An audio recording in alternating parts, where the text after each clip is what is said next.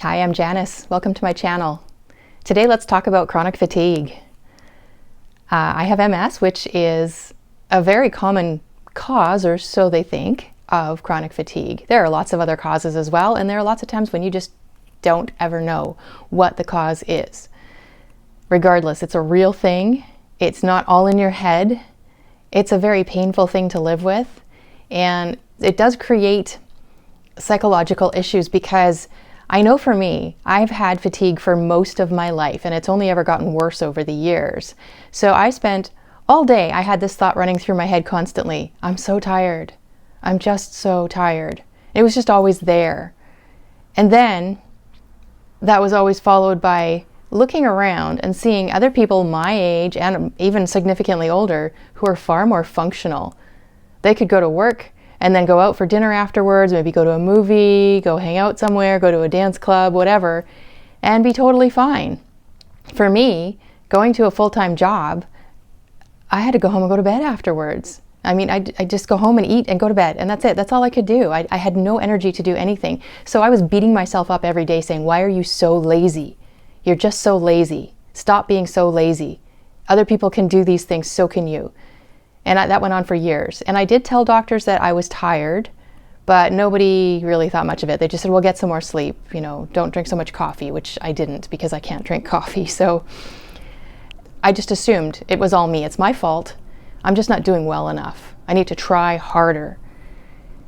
And I even remember telling one doctor that I would try to do a workout every day. And I would do about a half hour to 45 minutes, try to get in a good bike ride or do some weights or whatever it might be, and then I would go to bed afterwards. Now, people are supposed to, when you work out, when you're healthy, you actually feel energy afterwards. I feel the opposite. I have to go to sleep. So one doctor said, well, that's not right. And that was it. He didn't test any further. There was no, well, let's see what that might be. And then when I got my MS diagnosis, I still didn't really understand that the fatigue was probably caused by the MS. And so I continued that way for a while. But as I learned more about MS, I realized that, hey, that's probably what's going on here. That's why I'm so tired. I was getting to a point where I was working 4 hours a day because that's all I could do. And then I would just go home and go straight to bed from that. And that's when it was time for me to retire. So sadly, I left a job that I loved and retired. That was really tough. It's hard to let go of that because that was my way of contributing to my family, to our income, and I had to let that go. It was also something that I look forward to, something that I was contributing well to. I was helping people. I was doing things that I really enjoyed, and my skills were useful. So that has been a real challenge. Now, when I look at other people who are struggling with chronic fatigue, I know that if they don't have a diagnosis like MS or fibromyalgia or any of the conditions that can cause fatigue as well, they're left with that constant pressure on them all the time from people outside of them, from doctors, from friends, family, coworkers, bosses, and from themselves saying, why aren't you doing better? Why are you so lazy? And that's a really hard thing to live with. I mean, I was amazed. Once I realized what it was, that was kind of freeing, although not an ideal thing because it's a terrible diagnosis. But it was a really helpful thing to me emotionally to know that this is caused by something. And I still have to catch myself sometimes and remind myself, right, you're not doing as much as you wanted to today because you can't, because your body won't let you. Because otherwise those little thoughts of laziness can come back in.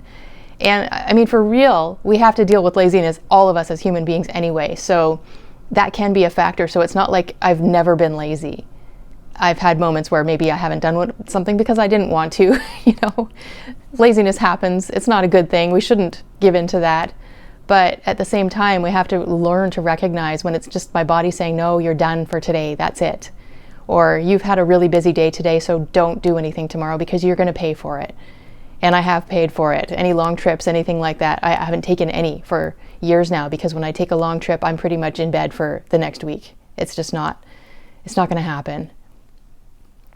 So chronic fatigue really is a difficult thing. It's something that you can't explain to people who've never had it. People have had fatigue at times. Maybe you've had a bad night. Maybe you got a new baby. That would definitely cause a lot of fatigue because you're up all the time caring for this baby, and that's hard in those early days. I understand, but it's not the same as having fatigue forever. You don't recover from this fatigue. It's just there.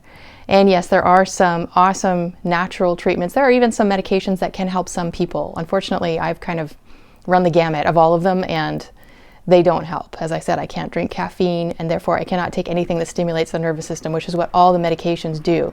They work great for some people. I know some people who depend on them to get through their day, and that's great. You know, I'm happy for them that they do that. They don't work for me, though. I've tried the natural route and different things to get myself, you know, including the B vitamins. B vitamins are super important, but they don't give me energy. They should, but they don't, because my body just doesn't work that way. So here we are, still with fatigue, still dealing with it. And I'm hoping that other people here, if you guys can share your story too, I'd love to interview some people if that becomes an opportunity. And just talk in the comments too. What works for you? What kind of struggles have you had? Can you relate to what I've been going through? So thank you for watching, and please subscribe to my channel if you like this kind of content. God bless.